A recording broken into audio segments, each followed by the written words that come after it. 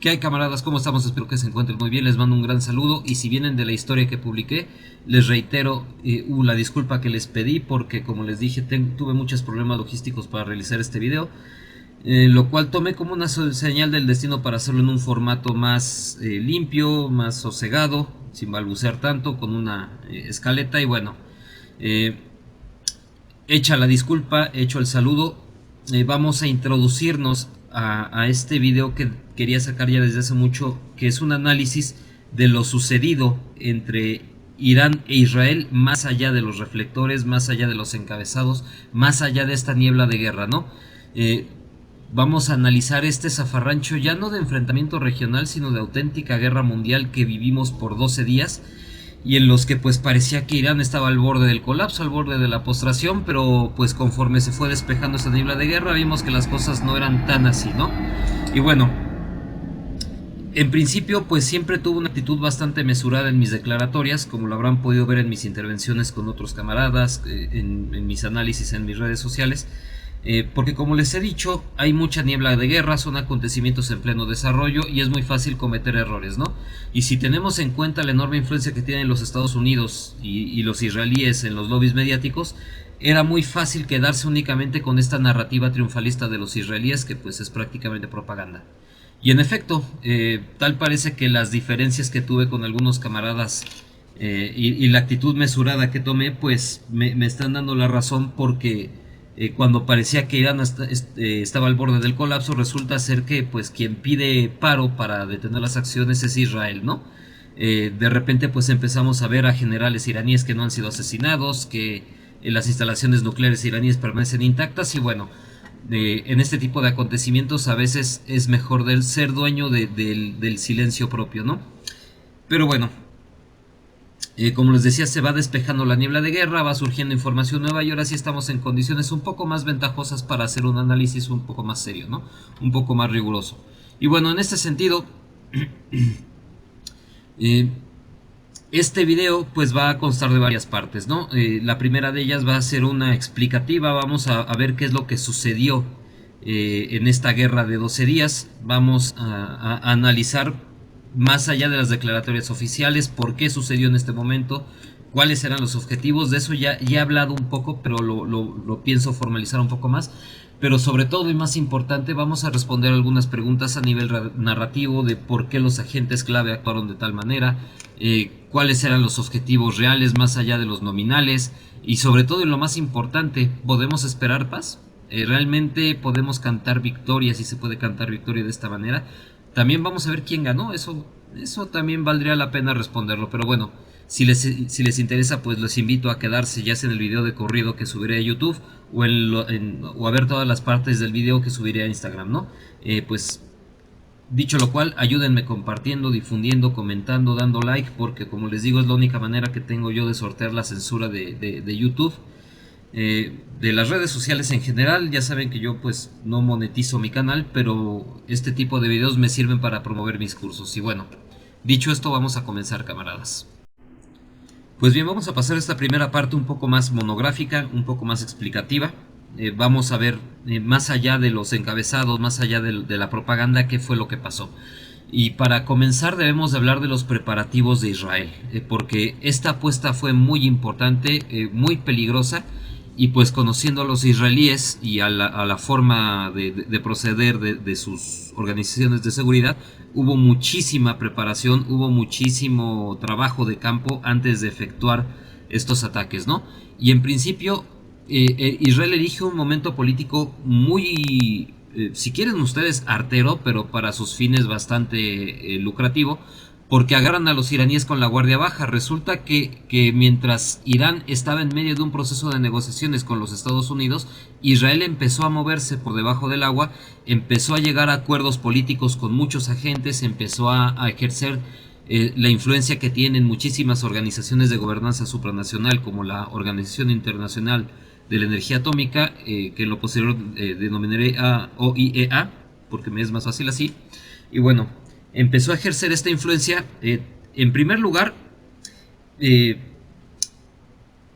no sé qué tan deliberadamente pidiéndole a Trump que alargue las negociaciones para que Irán pues esté en ese tiempo con la guardia baja y tener ellos mismos tiempo de hacer sus preparativos, ¿no? Con Azerbaiyán y otros países de la región pidiéndoles y buscando la aprobación para la utilización de su espacio aéreo. Recordemos que los medios de ataque de Israel hacia Irán son sobre todo de aviación, y en este sentido Israel necesita de la aprobación de países regionales para que sus aviones puedan utilizar su espacio aéreo y desde ahí atacar a los iraníes, ¿no? La desventaja de la aviación, que como no compartes, que cuando no compartes frontera necesitas de la anuencia de terceros, ¿no?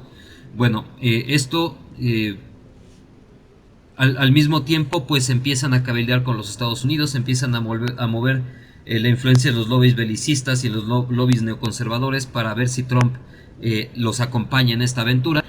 Y de hecho hay algunas filtraciones de prensa en las cuales Trump se nota bastante descontento con Netanyahu. Todo parece indicar que Trump intenta contener este zafarrancho, pero bueno, ya hablaremos de esto más adelante, ¿no?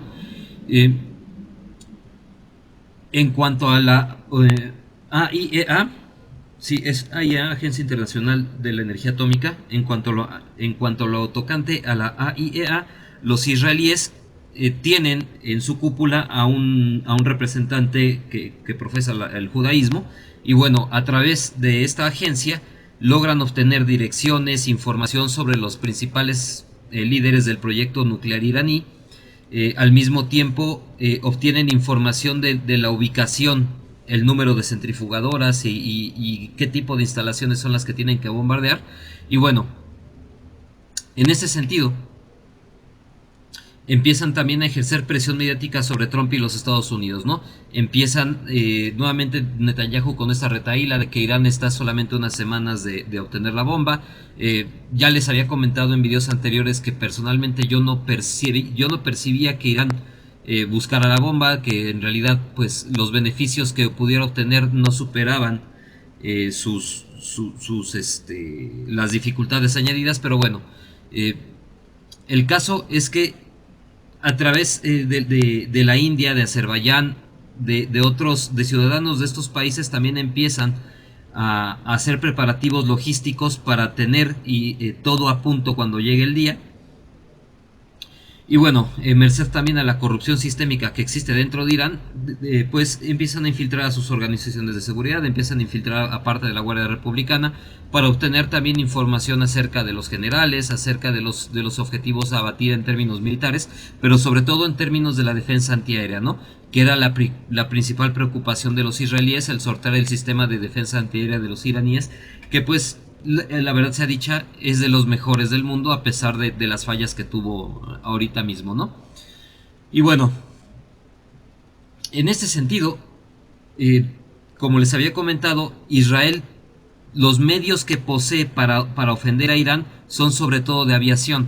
Es su doctrina de combate tener una fuerza aérea poderosa, sobre todo debido a las enseñanzas y a las lecciones que aprendieron en las guerras del Yom Kippur y la guerra de los 6 días, ¿no? Irán, por su parte, pues tiene a Israel como su principal preocupación de seguridad, y en ese sentido Irán no ha renunciado a tener una fuerza aérea, pero sí ciertamente se abstiene deliberadamente de tener un enfrentamiento aéreo directo en contra de los israelíes, porque sabe que los israelíes no van solos, sabe que tienen a Estados Unidos, a Gran Bretaña, Francia ahí como soportes logísticos y militares. Y bueno, Irán sabe que plantar una batalla aérea será prácticamente sacrificar la vida de pilotos y gastar recursos en aviones que pues no son precisamente baratos, ¿no? Además de lo caro que es mantener las instalaciones necesarias para tener una flota aérea. Entonces Irán deliberadamente centra su defensa en una valga la redundancia, en una defensa antiaérea por capas. Pero bueno, esta defensa antiaérea pues no era infalible. Irán había descuidado la defensa. Algunos argumentan que porque estando en medio de un proceso de negociaciones, de alguna manera lo estaban retrasando como una suerte de acto de buena fe, para no generar desconfianza en sus interlocutores estadounidenses, ¿no? Pero pues también es cierto que Rusia Los sistemas S-400 no son precisamente baratos, aunque son mucho más económicos que los estadounidenses, no es un sistema precisamente barato. Y bueno, en ese sentido, el hecho de que Rusia mostrara tanto interés y le pidiera con tanto ahínco a los iraníes que modernizaran sus sistemas antiaéreos, se interpretó como una avidez de Rusia simplemente por vender los sistemas antiaéreos, ¿no? Pero China también hizo otro tanto. China le estaba pidiendo ya a Irán que fortaleciera su capacidad aérea. China le estaba ofreciendo casas.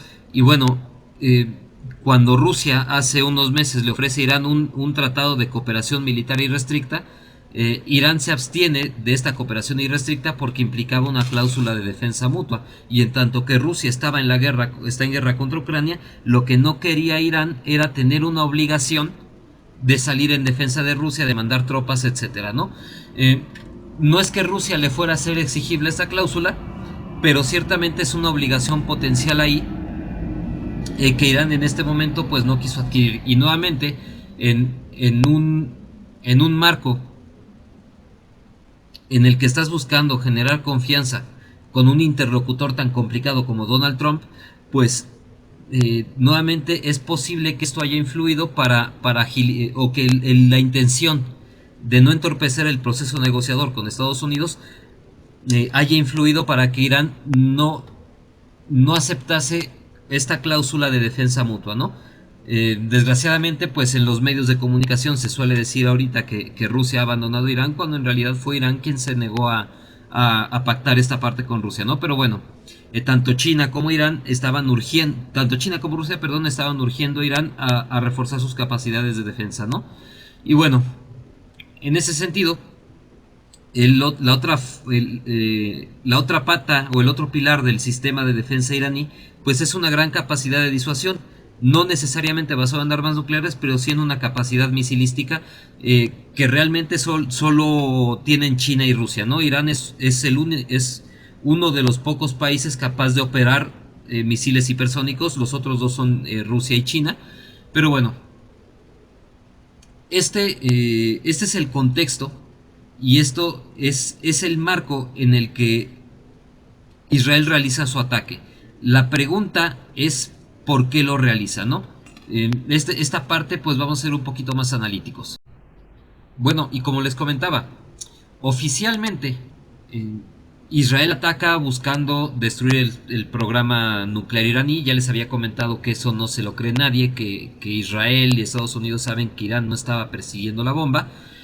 Como les comentaba, muchos analistas piensan que se trataba de una operación de cambio de régimen, pero yo en lo personal me mantengo todavía muy distante de esta posición, porque si tú no tienes, en primer lugar, para cambiar el régimen iraní necesitas años y años de desgaste, de bombardeo continuo y de ataque con proxies y de inestabilización interna, y es algo que de momento Estados Unidos no tiene. Y de hecho, si tú colapsas un régimen como el iraní de manera abrupta y no tienes un grupo de poder que llene ese vacío y que vuelque esa situación de caos en tu favor, lo que puede suceder, y es más probable, es que llegue un gobierno aún más radical, que esté más enconadamente en contra tuya, y en segundo lugar, o bien un gobierno más secular que quite las fatuas en contra de las armas nucleares y que tome el pretexto del ataque anglo-israelí, anglo-israelí también está bien dicho, que tome como pretexto el ataque anglo-israelí para aprobar abiertamente un programa nuclear con fines de armamentísticos, ¿no? Pero bueno, como les decía, esta situación a mí no me casa. Y les comentaba que personalmente creo que las razones del ataque iraní, o los objetivos de este ataque iraní, eran, en primer lugar, cruzar el Rubicón, ¿no? Hasta antes de esta coyuntura, Israel y Estados Unidos habían atacado intereses iraníes, generales iraníes incluso, pero fuera de Irán.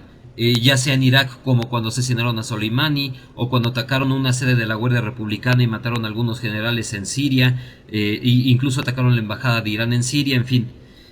Se habían atacado objetivos iraníes, e incluso se había atacado algunos objetivos no iraníes dentro de Irán.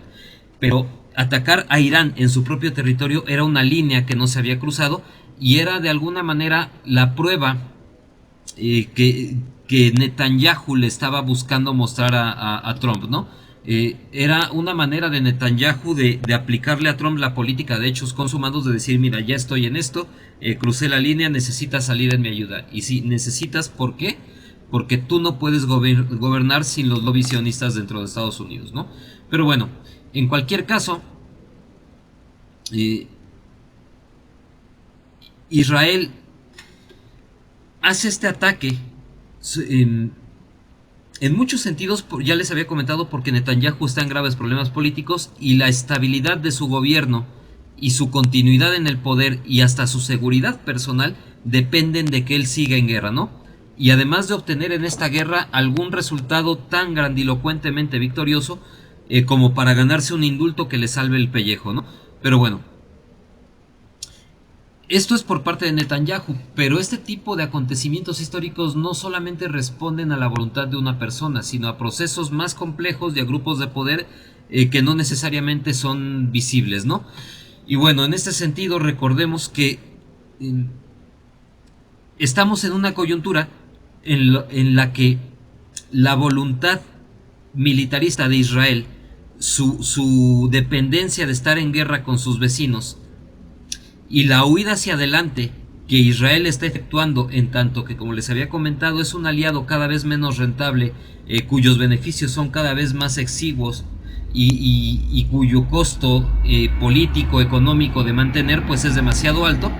Les había comentado, de hecho, en un video anterior, que Israel es un estado que, bueno, yo me niego a reconocerlo como estado, pero es una entidad política que está al borde de entrar en autólisis, pero bueno, ya si quieren ver ese video se los dejo en mis redes sociales. Pero bueno,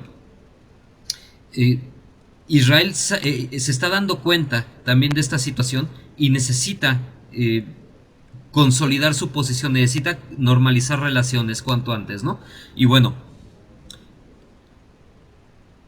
en ese sentido, lo que estaba buscando Israel es, o lo que busca todavía, porque no podemos cantar victoria, ya les spoilé algo, pero bueno, lo que busca Israel es iniciar de una vez y para siempre con este proceso para dejar fuera de combate a los iraníes. Y para dejar fuera de combate a los iraníes necesita forzosamente de Estados Unidos, pero debido a la negativa de Trump, Israel necesita aplicar la política de hechos consumados, y para poder aplicar esta política de hechos consumados necesita también convencer dentro de los Estados Unidos a otros grupos de poder que puedan hacer ese contrapeso y hacer que Trump dé su brazo a torcer, ¿no? Y esos grupos de poder dentro de los Estados Unidos son el grupo neoconservador. Recordemos que cuando cae la Unión Soviética se crea este proyecto para el nuevo siglo americano, la doctrina de Paul Wolfowitz, judío, qué casualidad, en la cual, además de trazar una agenda de países que Estados Unidos iba a invadir y destruir, de los cuales Irán era la última pieza, y de hecho, de todos esos 9 países que van a invadir, 8 ya han sido invadidos y han sido atacados y destruidos por Estados Unidos. Bueno, además de establecerse esta agenda de guerras y de política exterior, la doctrina Wolfowitz plantea, junto con Brzezinski, que la desestabilización de Medio Oriente significa atacar el bajo vientre ruso y la retaguardia china. Recordemos que la vanguardia china está en el Océano Pacífico y su retaguardia está en el Xinjiang, ¿no? Y en cuanto al bajo vientre ruso, pues recordemos que la parte dura de Rusia pues está en la parte de los polos, es donde está su cinturón de defensa, pero Asia Central es una región más difícil de defender. Y bueno,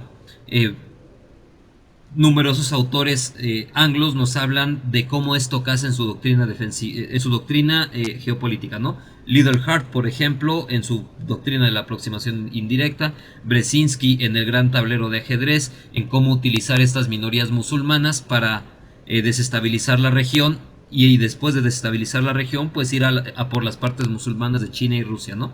Bueno, Wolfowitz hace otro tanto, en fin. La teoría del Rimland, el Harlan de Mackinder, Spikeman, etcétera, etcétera, etcétera, etcétera, ¿no? Bueno, esto, insisto, no es casualidad. Estos ataques, o con estos ataques, Netanyahu no solamente está buscando atraer a Trump a una política de hechos consumados, sino también está buscando atraer a estos grupos neoconservadores que hagan presión en contra de Trump y den su brazo a torcer, ¿no? Y bueno, en ese sentido, pues hay una coyuntura en la que los intereses del ala neoconservadora y los intereses del sionismo coinciden y están haciendo contrapeso para, para llevar a Trump a este enfrentamiento regional. Ya sabemos, y como les he dicho, que Trump está enfocado en una guerra comercial contra China, y pues el estar en frentes periféricos como Rusia y Ucrania, como Rusia, Ucrania, Irán, Israel, pues no está precisamente dentro de sus intereses, ¿no? Y bueno, llegamos hacia el viernes 13 de julio de 2025. Y bueno, vaya día, viernes 13.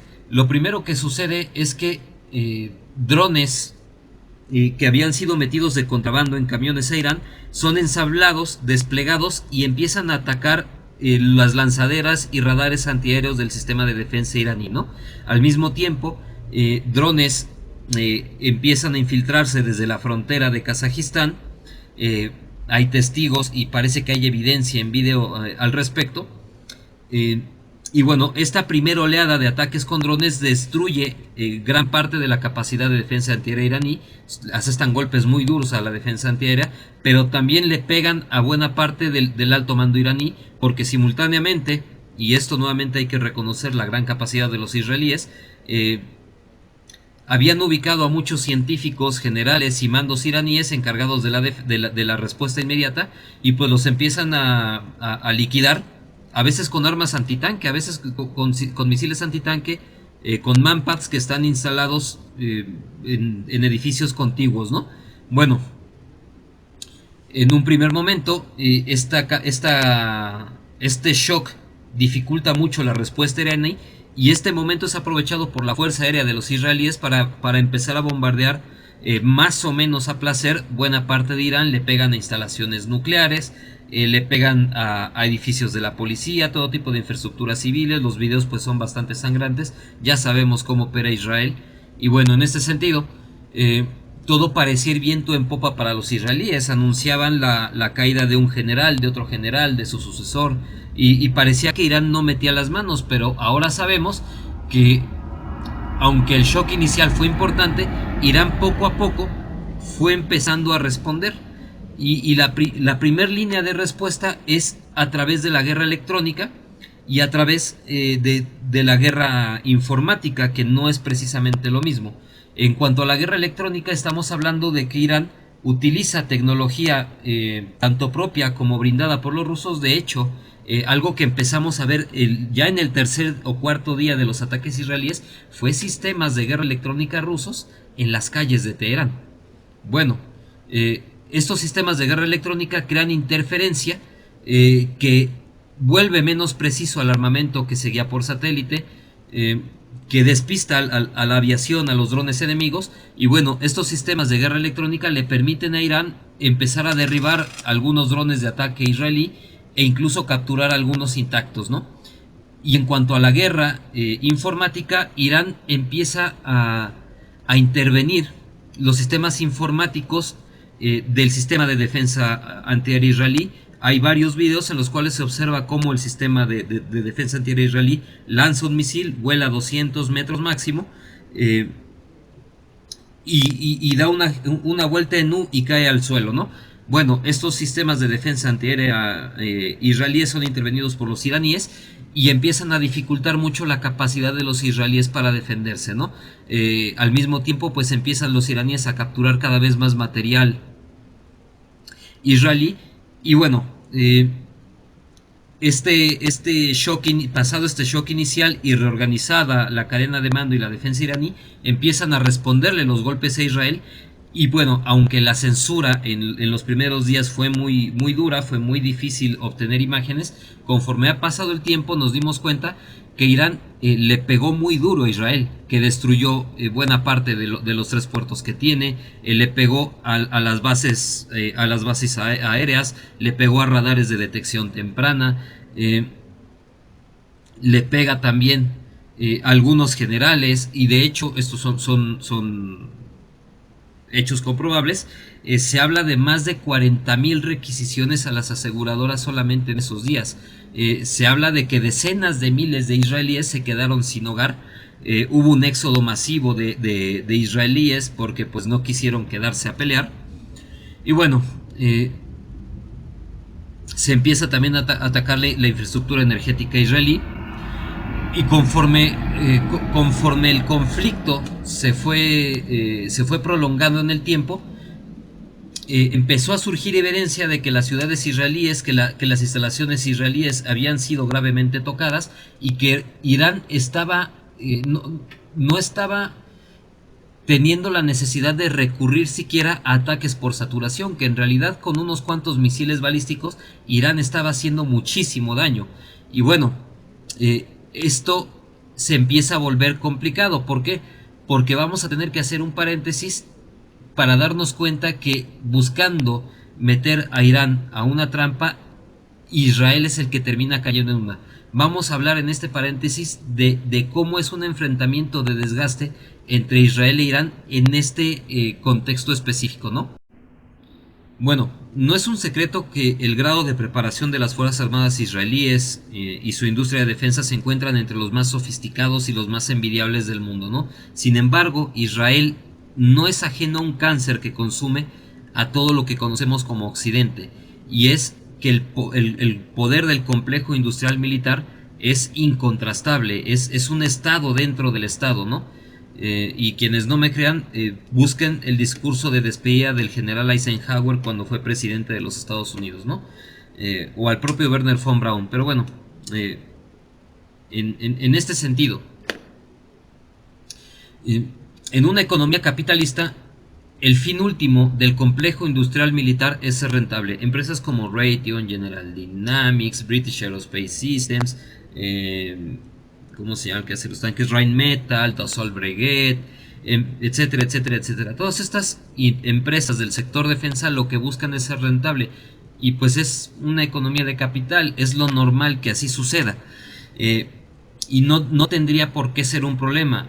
Se vuelve un problema porque si combinas este deseo de ser rentable con la capacidad de influir como muy pocos grupos de poder dentro del andamiaje político de los Estados Unidos, estas empresas promueven deliberadamente de sus intereses de ser rentables por sobre los intereses de defensa de los países en donde están. Así es, o así llegamos a un punto en el que Estados Unidos y sus socios, para llenarle el bolsillo a las empresas de defensa, adquieren compromisos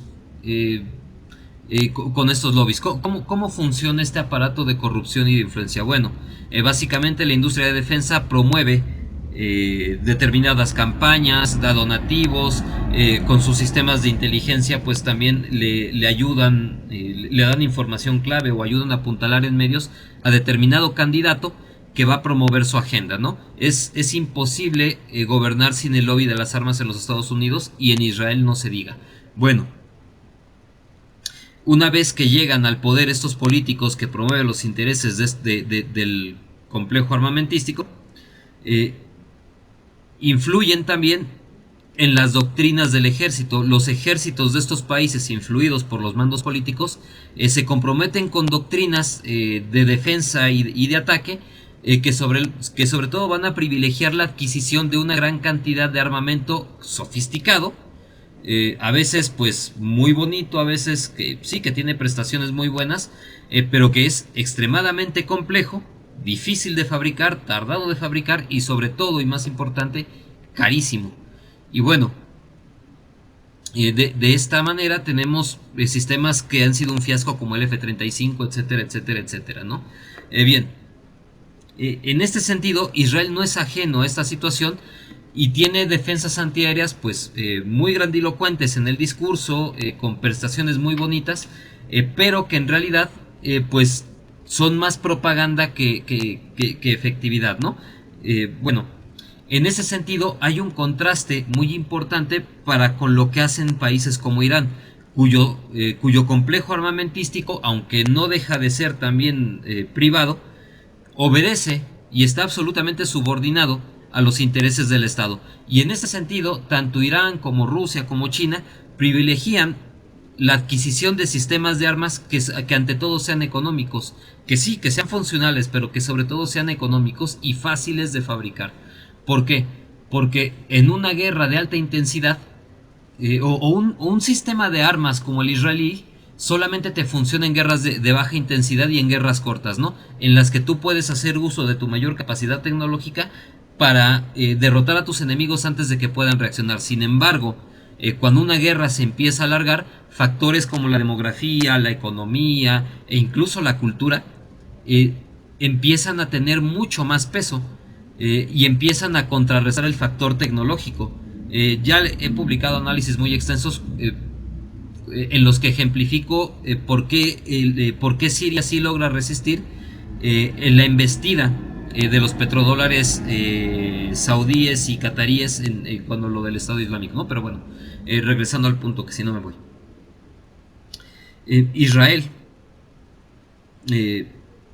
depende muchísimo de este tipo de sistemas de defensa caros, e Irán se ha ocupado de tener sistemas de defensa baratos que le permitan sostener una guerra de largo aliento, una guerra en la cual va a poder dejar exhausto a su enemigo potencial más importante, que es Israel. ¿Qué es lo que sucede? Cuando Irán e Israel empiezan a intercambiar tiros, muy rápidamente Israel se da cuenta de que no puede sostener el ritmo de fuego que Irán le está planteando. ¿Por qué? Porque aunque tiene un stock de armas importantes, no las puede producir con la rapidez que los iraníes sacan sus misiles prácticamente como churros. Ya no hablemos nada más del factor dinero, que en un escenario así, pues para Israel no es tan, ¿cómo decirlo? No es un problema tan importante, en tanto que Israel tiene múltiples fuentes de financiamiento y en última instancia tiene el apoyo de los Estados Unidos en términos económicos. Por ahí no está el cuello de botella de los israelíes, tal vez para otro país, como irónicamente Estados Unidos sí sería un cuello de botella, pero bueno, es otro asunto. Pero el cuello de botella de los israelíes se encuentra en la producción. Por mucho dinero que tú pongas en las fábricas, y de hecho de esto vamos a hablar más adelante, por mucho dinero que tú pongas en las fábricas, si no hay capacidad para multiplicar la producción, eventualmente te vas a quedar sin armas si sigues disparando a ese ritmo. Entonces, todo parece indicar que Israel eventualmente se da cuenta que se está quedando sin misiles. Pero bueno, antes de pasar esta parte, en este sentido, era claro que en una guerra, que si Irán lograba resistir la embestida inicial y reorganizar su defensa, iba a poder meter a los israelíes a este juego de intercambio de pérdidas en el cual no podían ganar. Y de hecho no podían ganar ni con la ayuda de Estados Unidos, ¿no? Pero bueno, es así que Israel, buscando derrumbar al régimen iraní, nominalmente hablando, lo que termina haciendo es metiéndose en una trampa, no en una picadora de carne, pero sí en una guerra de desgaste industrial que francamente no son capaces de sostener. Y bueno, cerrado este paréntesis, nos damos cuenta que Irán logra meter a Israel al tipo de guerra que le conviene, e Israel entra a conciencia de ello también. Es entonces cuando Israel empieza a hacer más presión sobre Donald Trump utilizando un arma tan poderosa como las nucleares, ¿no? Que son los medios de comunicación. Recordemos que los medios de comunicación por lo general están en contra de Donald Trump, y bueno, empiezan a hacer muchísima presión. Esta entrevista de Tucker Carlson a Ted Cruz pues es francamente penosa. Es penoso el hecho de que en Estados Unidos haya gente como Ted Cruz en posiciones tan importantes, ¿no? Pero bueno, el lobby mediático y sionista empiezan a hacer presión a Donald Trump, y hay rumores de que Netanyahu le pone a Trump sobre la mesa la opción Sansón. La opción Sansón básicamente es utilizar armas nucleares en caso de que Israel se sienta sobrepasado o sienta una amenaza existencial. Al parecer, esto es lo que persuade a Donald Trump de salir en auxilio de los israelíes, pero no de la forma que Netanyahu estaba buscando. ¿Por qué? Porque Trump, si lo decide por estas razones, me parece, confirmará mi sospecha de que es un tipo bastante más astuto de lo que parece. Y bueno, en este punto, Trump no entra a defender a Israel en los términos de Israel, sino lo que hace es que toma la iniciativa, o despliega bombarderos B-2 estratégicos con bombas antibúnker, y con esas bombas antibúnker lanza una serie de ataques a las 3 instalaciones nucleares en las que se sospechaba había uranio enriquecido iraní, ¿no? Inmediatamente después de esto, Trump sale a cantar victoria, dice: hoy se ha logrado la paz, hemos hecho algo muy grande. Ya saben cómo es Donald Trump en su grandilocuencia, ¿no? Pero bueno, todo el mundo sabía que Trump no había logrado destruir el programa nuclear iraní, que de hecho ahora sabemos que tal vez ni siquiera presentía que lo hubiera retrasado gran cosa, porque además hay que decir que hay otras 3 centrales nucleares iraníes que no fueron atacadas, pero estas centrales están operadas por los rusos, y todo parece indicar que tanto las centrifugadoras como el uranio enriquecido estaban precisamente ahí, bajo la protección de los rusos. Pero bueno, asunto aparte, ¿no? El punto es que Trump sale a decir que ha triunfado, que se logró la paz, y dice que además consiguió un alto al fuego, ¿no? Bueno, este alto al fuego, al parecer, y de acuerdo al Wall Street Journal, que es un periódico pues bastante pro-israelí, Wall Street Journal dice que es Israel quien le pide a Trump que medie con los iraníes para llegar a un alto al fuego, ¿no? A un ya estuvo Ferras de momento. Y bueno, es así que termina, entre comillas, la fase armada de este conflicto, ¿no? Cada quien se va con su golpe. De hecho, también hay un discurso de Trump en el que habla más o menos de esa manera, que son como 2 chicos en la escuela que se acaban de pelear, pero que se ha logrado la paz, ¿no? Bueno, así es como terminan las acciones militares, y es en donde debemos de empezar a analizar tanto la narrativa como el ambiente político, etcétera. Y bueno, y bien, muchos medios nos empezaron a vender esta imagen de que se trataba de la guerra perfecta, ¿no? Porque era una guerra en la que todos habían salido ganando. Por una parte, Trump aparecía como este gran pacificador, como este hombre fuerte que es capaz de imponer sus condiciones ahí en donde le venga en gana. Irán mantenía su programa nuclear. Israel pues se sacaba esta espinita en contra de los iraníes. Netanyahu pues aparecía nuevamente como el salvador, el protector de Israel, etcétera, y ganaba un poco de tiempo. Y bueno, insisto, se nos vende esta narrativa al principio, pero recordemos que los estados como los Estados Unidos son muy complejos, y que no todos los grupos de poder están tirando para el mismo lado al mismo tiempo, ¿no? Y bueno, en ese sentido, muchísimos grupos de poder neoconservadores y sionistas no estaban conformes con la argucia de Trump, ¿no? Querían ir más allá, y entonces empiezan nuevamente a filtrar en medios de comunicación declaraciones interesadas. Hubo una que le molestó especialmente a Trump, que fue aquella en la que, si no mal recuerdo, el New York Times decía que en realidad no se tocó la capacidad nuclear de los iraníes, ¿no? Que en realidad se los retrasó, en el mejor de los casos, un par de meses, pero que en realidad los ataques de Estados Unidos habían sido inútiles. Y bueno, ya les había comentado yo que en efecto, o sea, realmente ni las bombas antibúnker de Estados Unidos podían por sí solas destruir el programa nuclear iraní, si no es por una campaña de bombardeos muy prolongada, o a menos que se utilizaran armas nucleares directamente, ¿no? Pero bueno, en este sentido, cuando los medios de comunicación empiezan a desmentir a Trump, pues Trump se pone furioso. ¿Por qué? Porque lo que él está buscando es no meterse a un conflicto en Medio Oriente. Ya les había comentado que Trump tiene otros proyectos en mente. Y bueno, esta locura de Netanyahu, por mucho de que Netanyahu se lo haya intentado vender como una suerte de manera de interrumpir el proyecto de la franja y la ruta de los chinos, por mucho que Netanyahu se lo haya intentado vender así, pues Trump ya tiene decidida su estrategia, y no pasa por una locura como el canal Ben Gurion que Netanyahu le quiere vender, ¿no? Pero bueno, en cualquier caso, me parece a mí que Trump estaba en una posición demasiado complicada, porque por una parte no puede gobernar sin el complejo industrial militar, no puede gobernar sin los neocones, y de alguna manera les tiene que dar algo para que ellos digan, bueno, tal vez no son los medios que nos gustarían, pero en el fondo este sujeto está con nosotros, y al mismo tiempo debe de mantener a su base maga contenta, que es la base más aislacionista y es la base que menos quiere la guerra, ¿no? Y bueno, en este sentido, Trump hace malabares y me parece toma una decisión dentro de lo complejo que es Trump, bastante sensata, ¿no?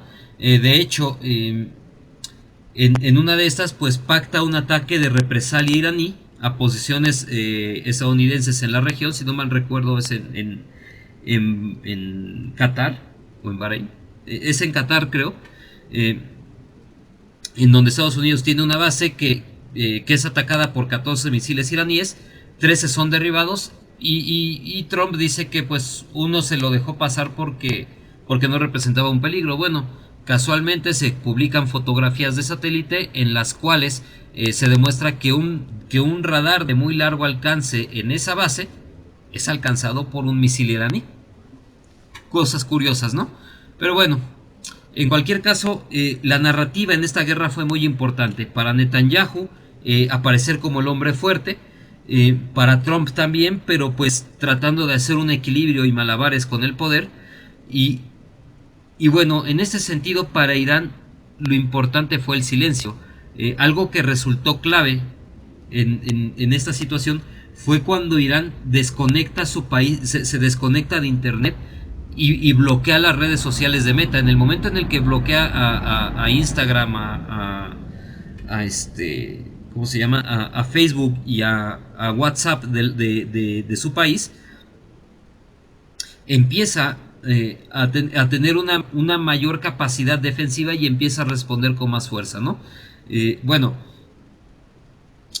en esta guerra, insisto, las narrativas van a tener mucha importancia porque van a sostener a los mandos políticos. O sea, el frente mediático va a ser muy importante para que los políticos puedan justificar tanto ante sus pueblos como ante sus grupos de poder las decisiones que están tomando, por qué están actuando de una manera que no es del todo satisfactoria a poderes que están por encima de ellos, ¿no?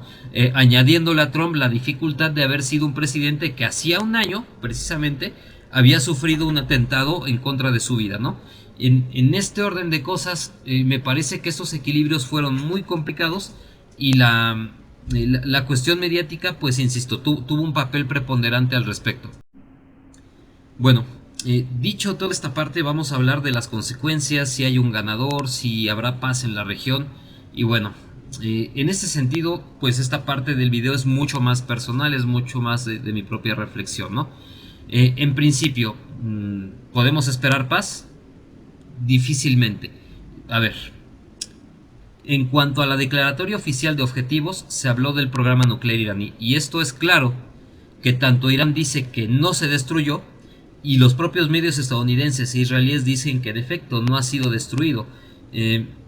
Existen muchísimos indicios en cuanto a mecanismos y sistemas de observación y agencias internacionales que no detectan fugas de radiación, y de acuerdo a muchos expertos que saben de este tipo de instalaciones de seguridad, pues se habla de que solamente se destruyeron los túneles de entrada a algunas de las instalaciones. Incluso información que después salió nos permite ver camiones que están descargando lo que parece ser material de uranio enriquecido, y además pues equipo pesado, presumiblemente las centrifugadoras. En este sentido es insostenible la narrativa de que se logró destruir el programa nuclear de los iraníes. Y bueno, esto en este aspecto, ¿no?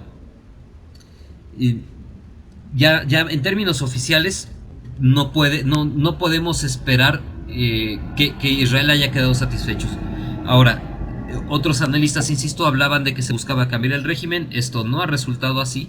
De hecho, algo que se consiguió y como parte de las consecuencias de este ataque es que la oposición moderada al régimen iraní cerrara filas contra con el gobierno, que la oposición más radical quedara absolutamente desacreditada y que buena parte de sus elementos estén bajo vigilancia estricta o directamente encarcelados.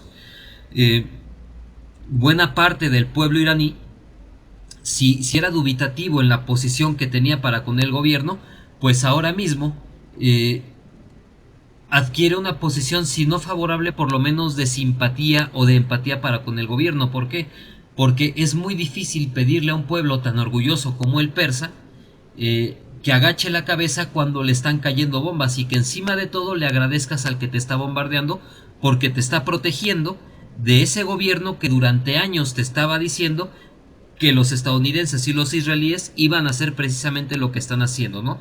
Vaya, la posición del gobierno iraní ante su pueblo y contra la oposición, pues ha quedado bastante consolidada. Entonces, esta operación de presunta operación de cambio de régimen ha resultado un fracaso, y por esta situación tampoco podemos esperar paz. Ahora, en cuanto a lo que yo les comentaba de que se buscaba reducir a Irán a un estado paria, convertir a Irán en una segunda Siria, me parece que, que esta situación sí puede haberle salido medianamente bien a Israel, porque aunque este asalto le dejó demasiado desgastado, por lo menos mucho más que a Irán, eh, han logrado derrumbar la barrera política de atacar a Irán en su propio territorio, ¿no? Eh, bueno, en este sentido, eh, Israel sí tiene un triunfo político aquí que le permitiría en lo subsecuente mantener estas campañas de bombardeos, ¿no? Eso sí, vamos a ver si Irán vuelve a cometer los errores que cometió, pero ya hablaremos de eso en las consecuencias. En este sentido, en tanto que este tercer objetivo, o más bien este planteamiento que yo les ofrezco, en el cual Israel está buscando reducir a Irán a un estado paria como Siria, y que este objetivo requiere de una campaña prolongada de bombardeos y de ataques proxy dentro de Siria. Bueno, en tanto que esta estrategia requiere una agresión continua, me parece que tampoco existen motivos para pensar que habrá paz, ¿no? Bueno, por todo lo anterior me parece que no, que esto solamente es una pausa. De hecho, muchos analistas como Douglas MacGregor, como Scott Ritter, etcétera, hablan de que Israel solamente está buscando llenar nuevamente su stock sus arsenales para reanudar la ofensiva, y se habla de unos 3 meses por ahí, desde de octubre, de septiembre, se reanuden las hostilidades, ¿no? Tal vez máximo hasta noviembre, pero se habla de que antes de que termine este año habrá otra ofensiva de Israel. Bueno, entonces no, difícilmente podemos cantar victoria y esperar que haya paz, porque además las consecuencias que trajo todo esto me parece obligan a los israelíes a volver a mover ficha. Bueno, en cuanto a las consecuencias, les había dicho que la primera de ellas había sido el fortalecimiento de la posición del gobierno iraní, ¿no? Un gobierno que, si ya de por sí era hostil a Israel, ahora tiene más pretextos para ser hostil, y bueno, esto definitivamente deja a Israel en una posición demasiado incómoda. Pero siguiendo con las consecuencias, una de las más interesantes es que Israel acaba de patear un avispero geopolítico eh, que en realidad pues puede empezar a picotearle a él. ¿Por qué? Porque Israel se acerca a Azerbaiyán eh, para utilizar su espacio aéreo para atacar a Irán, ¿no? Pero presumiblemente lo que está buscando es desestabilizar a Irán utilizando a las milicias azeríes establecidas en el norte de Irán, ¿no? Utilizarlos como un proxy en contra de los iraníes. El problema es que estas milicias también tienen o están fuertemente ligadas a intereses turcos en la región. Y bueno, el aproximarse así a Azerbaiyán contraviene los intereses de Turquía, y de hecho estamos viendo que conforme Israel ataca a los iraníes, la posición de Turquía, o más bien en cuanto Israel se acerca a los azerbaiyanos, la posición de Turquía en contra de Israel dentro de Siria pues se vuelve más beligerante, ¿no? Entonces Israel, por acercarse a Azerbaiyán, se puede echar de enemigo a Turquía, y esto puede ser demasiado peligroso porque Turquía es un adversario formidable en contra de Israel, ¿no? Esto el tiempo lo dirá, pero todo parece indicar que el centro de Asia pues va a ser nuevamente una zona en conflicto del Cáucaso Norte, ¿no? Bueno, esto en principio. Ahora, Israel ha perdido la sorpresa estratégica sobre Irán y difícilmente va a poder volver a efectuar un golpe de este tipo sin que Irán responda de una manera mucho más expedita y sobre todo sin que Irán posiblemente se dé cuenta, ¿no? Bueno, en este orden de cosas, y bueno, cuando hablo de que se ha perdido la sorpresa estratégica, hablo de que Irán difícilmente volverá a bajar la guardia. Quiero pensar que aprenderán de sus errores y bueno, una de las consecuencias más visibles de esto es que difícilmente van a volver a confiar en la AIEA. De hecho, pues va a ser, si no imposible, por lo menos extremadamente complicado que le permitan siquiera volver a pisar a sus funcionarios suelo iraní. Eh, y con esto, pues Estados Unidos ha perdido una enorme capacidad que tenía para mantener más o menos vigilado el programa nuclear iraní. Ahora van a tener que especular sobre lo que hace Irán. Y bueno, esto evidentemente acarrea muchísimos riesgos, no solamente para los cálculos de Estados Unidos, sino para la seguridad mundial. Pero bueno, esto en principio. Eh, en cuanto a no bajar la guardia, pues todo parece indicar que Irán va a modernizar su sistema de defensa antiaérea. Parece que va a adquirir ya el S-400 de los rusos. Y en cuanto a los chinos, pues parece que les va a comprar cazas de sexta generación posiblemente, no sabemos, pero se habla de comprar cazas modernos chinos. Y bueno, esto habla de que Irán va ahora a plantar cara en la batalla aérea, pero además va a tener capacidades al menos nominales de agredir a Israel en su propio territorio, ¿no? Por no hablar del programa de misiles que sigue estando ahí y que pues le ha confirmado a Irán lo acertado de su decisión de mantenerlo y de mimar este programa de armamentos, ¿no? Pero aunado a lo anterior, va a ser difícil que Irán vuelva a confiar en Estados Unidos, en la AIEA, y de hecho todo el mundo ha visto esto, lo ha visto como un golpe artero, como algo muy bajo, más allá del acierto o del error estratégico. Es evidente que la credibilidad de Trump ha quedado muy tocada y de todos los organismos de gobernanza supranacional, porque también la ONU estuvo presionando muchísimo al respecto. Y bueno, ya hablaremos de esto, pero lo sucedido entre Irán e Israel y lo sucedido con la AIEA y su fiasco de vigilancia en cuanto a los ataques ucranianos a centrales nucleares, pues nuevamente se están cargando la credibilidad de estas agencias de gobernanza supranacional. Y bueno, nuevamente esto es parte de la lucha globalista soberanista de la que en algún momento vamos a hablar, ¿no? Una consecuencia indirecta que no me gustaría dejar sin tocar es que las relaciones entre Rusia e Israel se deterioraron demasiado, y no por la ayuda que Rusia le ha proporcionado a Irán, sino por el hecho de que ha quedado muy descarado el hecho de que Israel ha ayudado a Ucrania en este ataque que hizo a la flota de bombarderos estratégicos rusa, y al mismo tiempo acercarse a Azerbaiyán. Y la política tan altanera que Azerbaiyán ha tenido para con ciudadanos rusos a raíz de este incidente con Israel, pues evidentemente deteriora las relaciones entre Rusia y esta entidad, ¿no? De momento Rusia está ocupada en Ucrania, pero créanme que esto no se les va a olvidar y los rusos van a tomar medidas, porque así como Ucrania es sensible, el Cáucaso lo es también para los rusos. Esto en algún momento se va a manifestar hostilmente, pero ya veremos cómo. Como les digo, el régimen iraní ha salido reforzado y si no tenían pretexto para tener la bomba, ahora lo tienen. Va a ser muy difícil justificar ante el mundo, ¿cómo decirlo? Sí, realmente va a ser muy complicado culpar a Irán de perseguir un programa de armas nucleares. De momento Irán sigue manteniendo la postura, no ha levantado la fatua y se mantiene en su política de no acceder a este armamento, pero bueno, va a ser, si en algún momento lo manifiestan, cosa que dudo mucho, pues va a ser difícil culparlos, ¿no? Y bueno, otra consecuencia es que China y Rusia pues se han acercado aún más a Irán, han estrechado su cooperación y bueno, Trump se ve metido nuevamente en una distracción. De hecho, parte de los intentos de Trump por sacar a Israel de esta situación es pedirle al gobierno israelí que le dé un indulto a Netanyahu con el pretexto de que Netanyahu es un tipo que ha hecho mucho por Israel, pero pues es evidente que lo que busca Trump es que, o piensa que si Netanyahu no está siendo perseguido políticamente, se va a quedar más en paz y será más fácil